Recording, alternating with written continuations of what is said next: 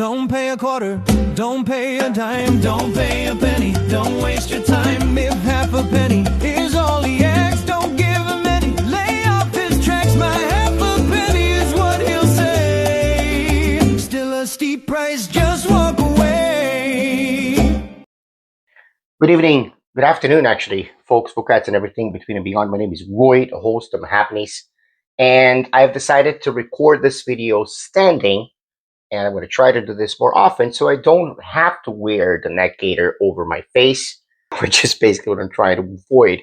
But regardless, I hadn't recorded since the evening after Bam scored 83 points. I'm going to go back to Bam Adebayo because I think it's important to kind of talk a little bit more about it.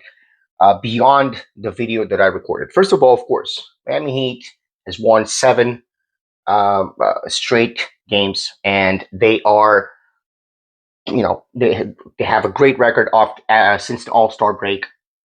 They're really pushing the envelope to try to even get to 5th seed. But of course, it's way too soon. We play the Magic, our nemesis that defeated us 5 times this year.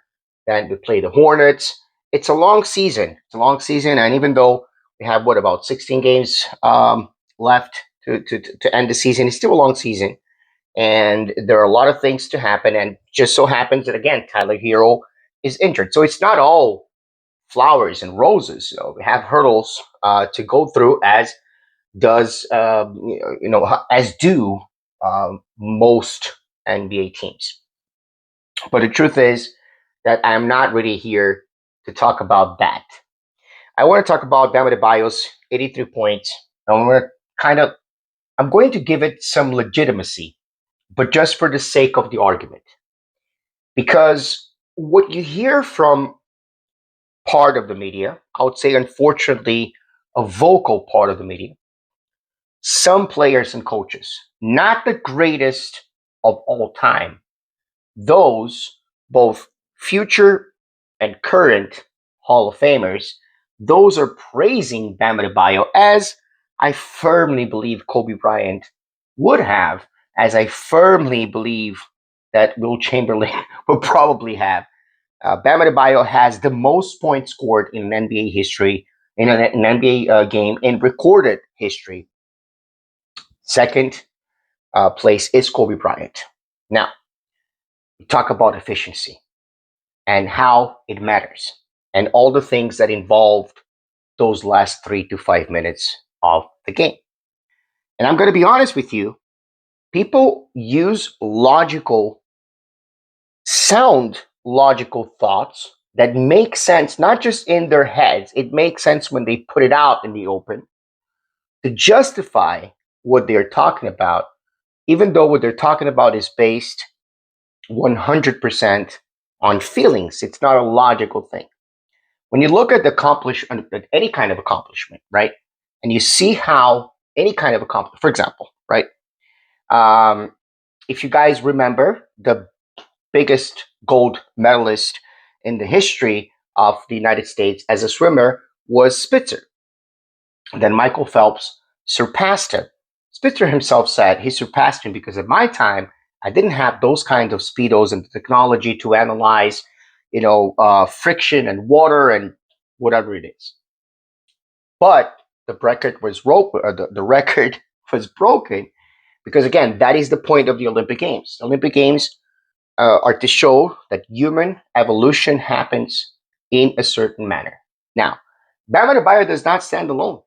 When Wilt did it playing 48 minutes a game almost every single game. He was pretty much the only guy who scored on the team. So I don't know if that's legitimate or not, whatever that is, but he had multiple over 70 points games. After Wilt, that pretty much didn't happen for a long time, and Kobe Bryant did it with 82 points. But just from the 2010s to the 2020s, we've had several 70-point players, 70-point games for players, including this one that ended with 83. Now, Kelly Oubre Jr. said something that had a lot of people asking, because he just communicated it badly, because he probably was feeling nervous to say it, And it comes from a place of nervousness inside of his little heart, right? Don't believe he's a bad person, but that's just what young people sometimes do. They talk about their feelings as if they're logical, and they try to back it up with sophism. Kelly Oubre Jr. said something that is not unreal. Embiid did it not 83 points, but 70 points in 3 quarters, and he did it efficiently. True. Why did it take him out of the game?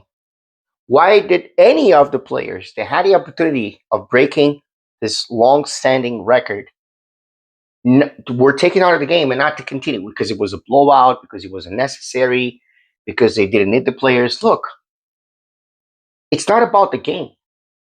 This is not about what's happening within those 48 minutes of the game. This is about something transcendental, right? It transcends the idea that we have to worry about, particularly what happens in those 48 minutes. What happened was, in 3 quarters, Bam Adebayo efficiently scored 62 points. And up to about 4 minutes into the fourth quarter, he had 70 points. That is, everyone says that is impressive, and he should have stopped right there. Why? Why would a person who has the opportunity of chasing greatness and being in the history books would stop and not chase it? And why would his teammates not support him in the best ways possible? The best ways possible, especially, number one, in a game that is won. So it's not like they needed Bam. So now we can actually help them and do the ridiculousness that happened in the last 3 minutes, 3 to 5 minutes of the game. And because it's against a team that is purposely trying to lose. Great opportunity, especially because you don't see people doing that every day. You don't see people scoring 50. You see, it's a great accomplishment when players score multiple 40-point games. This is an anomaly. This is not normal. So when this happened to Mitchell, when this happened to Jokic, I think, when this happened to Embiid, why didn't they pursue greatness? What is the fear of pursuing greatness? Here I go to the great Bertrand Russell. Bertrand Russell, from a great, my favorite philosopher, I would say probably the most modern, acceptable philosopher, English one, mathematician. And he said that humbleness is the excuse of the incompetent. I know a lot of people are going to disagree with that. It's fine. If you think being humble is important. Again, I think Kobe Bryant would disagree with you. You're humble where you need to be humble. But bragging about how good you are, doing the things that would put you over the top, not because you're stepping on other people's toes. You're not humiliating the Wizards. The Wizards are humiliating themselves. And this is not today. This has been decades happening. How many years have they been this way? How many years do we talk about the Wizards as non-factor? But even if it was just, okay, the past few years, that's what you're trying to do. So what do you want? Nobody got hurt. No feelings got hurt. Bam Adebayo they could, at a certain point, I would imagine, they could have just been fouling anyone else, right? And then, yeah, they'd be missing free throws and trying to give more possessions to Bam. That's just the way that it works. When you have the ability of crossing that finish line, because you got so close to it, you're 12 points away from the record? After you efficiently done it, you do it. You continue doing it, especially on a night that you don't have your biggest scorers. And I'm not talking about one, I'm talking about the 3 biggest scorers in the team. Tyler Hero, Norman Powell, and Andrew Wiggins. You don't have those guys. What do you want? You're missing another center to help you complement your skills. Fontecchio was there to help a little bit, and that's how Fontecchio and Bam ended up being the highest scoring duo, right, in NBA history. There's records of free throws. Yes, it was done this way. The analogy I have is a little bit simplified, but it does make sense. Okay, you work hard your entire life to get happiness, and I'm talking about happiness as a utopic concept. Happiness is something that is almost unachievable because that level of happiness means you get happy, you stay happy, you die happy. That's a dream, right? That's utopia. It doesn't exist. But you work hard your entire life to get to that happiness. This is basically our goal, right? We just want to reproduce, we want to have enough money to survive, and we want to be happy while doing it. Most of us, at least, have that, and most of us, and most of those who don't, are probably dysfunctional one way or another. Not that that's a bad thing, it's just the way the world works. And then all of a sudden, magically, somebody tells you, look, my friend, you're doing absolutely everything to get that happiness. All you need to do is keep doing what you were doing, right? Oh, you're going to be taking a couple of shortcuts. Are those shortcuts unethical? What is unethical? What does unethical mean? Unethical means a behavior that goes against a morality concept, the concept of moral or morality. Sorry. Hurting someone is unethical because you're causing somebody else pain. Hurting yourself is unethical because you're causing yourself pain. Cheating in a game is unethical because you're gaining an advantage over another team illegally. Illegally, against the rules. Using the rules and the system to obtain the results that you need to obtain is how successful people succeed in life. If they do it without stepping on other people's toes, without hurting other people, which is almost impossible, I always applaud their success because I know people like that. Those who hurt people, those who humiliate people, those who step on people, those I don't applaud. Those who actually follow their dreams and the only thing that they are doing is working the system as the system allows them to do, that's not a problem. And nobody's going to go to jail because of that, not even the most corrupt of people, as long as they're working the system, right?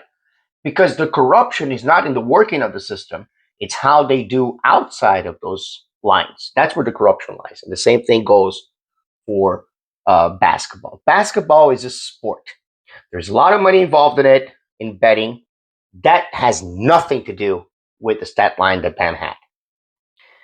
Sports is not about stat padding, but stat padding is what a lot of players do regardless.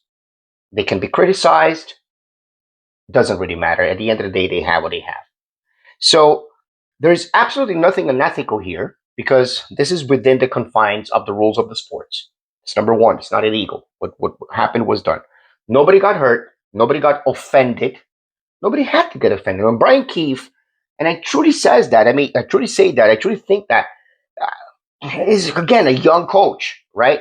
But when he says that wasn't real basketball, like, the Wizards haven't been playing real basketball. You don't win just 15 games a season for I don't know how many seasons and claim that any basketball game that you play is real. But that's a different story, right? That's just, okay, you suck. You're really, you have players who are trying to play or trying to get there, but at the end of the day, they can't do it. And the fact that you have a player who has a hot hand and now is using the system to gain those 13 extra points, you are getting mad at that and calling it unethical. Number one, it's not unethical. Number two, why are you calling it unethical? What's the reason for it? Like, okay, somebody gets the opportunity, just keep doing what you're doing. You can work the system out for these last couple of miles. No problem. I'll give you that happiness. You wouldn't accept it. You think that's unethical to accept it because other people deserve it just as well as you do? The truth is, that's not how ethical, or what ethical means. Ethical means everybody has a chance of doing what Bam did. Joel Embiid had a chance of doing what Bam did. Davion Mitchell possibly had a chance of doing what Bam did. Jokic possibly had a chance of doing what Bam did. If they were taken out of the game to not to break the record, that's, in my opinion, a decision not of respect. What are you respecting? You're respecting a guy who worked his entire life to say that you have to work hard to achieve the greatest. You're disrespecting the legacy of the guy who said, you do what you gotta do, and whatever you gotta do, however you're gonna do, because I don't know why. The guy died, so he's a saint. No saints here. He wasn't that nice of a person, but he was what we call a mensch, right? in Yiddish. We could say that if none of the most terrible allegations are true, a mensch, a person who believed that working hard and working hard for success means beating greatness, and he recognized greatness when he saw greatness because that's what mensch do. And so, do you think Kobe Bryant would have said, "Nah, Bam, the way you did it is not nice, bro"? 83 points is 83 points. Nothing was unethical. Nobody got hurt. No team that does not themselves suffer a constant humiliation just by existing can be humiliated by what Bam did. The team helping him get there is what happens when you by yourself get 30 points in the first quarter and 62 in the first three quarters. It's just what needs to happen. And if that didn't happen before, it's because they weren't with the Miami Heat. They didn't understand what Heat culture is. Heat culture is loyalty. Heat culture is standing for one another. Heat culture is being there when somebody gets in your face. So no, we're not defensive. Does this have an asterisk? What asterisk? 83 points is 83 points. What do you want to put? The asterisk could be the Wizards walk away, the Heat played by themselves. That would be an asterisk. I say the Celtics championship had an asterisk because of everybody being injured. Does that really matter? Does that take away their banner? Does that make it less so? Do you think that anybody in 50 years is going to remember exactly the circumstance? And even if they do, emotionally speaking, nobody here knows what was going on in the NBA when Wilt scored 100 points. So, again, I'm not defending. I am defending, but it doesn't even make sense for me to defend a person like Bam. We are insignificant, and we're certainly insignificant before his record. But I am saying those people who need to say something against Bam, it is a symptom of something worse. And that's happening nowadays. Instead of celebrating people's achievements, putting people down because that's the only way that you can fill up. Making someone look smaller makes you look bigger. Saying something that is a hot take may make people click more and give you more views and give you more money. This is unethical. Doing things that you know are wrong and that are going to cause angst and anger and frustration on other people because you just want a little bit more money. That's how you game the system, and you think that's more ethical than Bam scoring 83 points when he had 62 within three quarters, and within 4 minutes he already was at 70 in the fourth quarter. You take away your son, your daughter, when it's their time to break a high school, a college record. You do that. You do that. See how much they're going to be grateful to for your loving education. Terrible example to kids. Terrible example to teenagers. Terrible. Tear down people who do good without hurting anybody. Yay. Thank you very much. Signing out.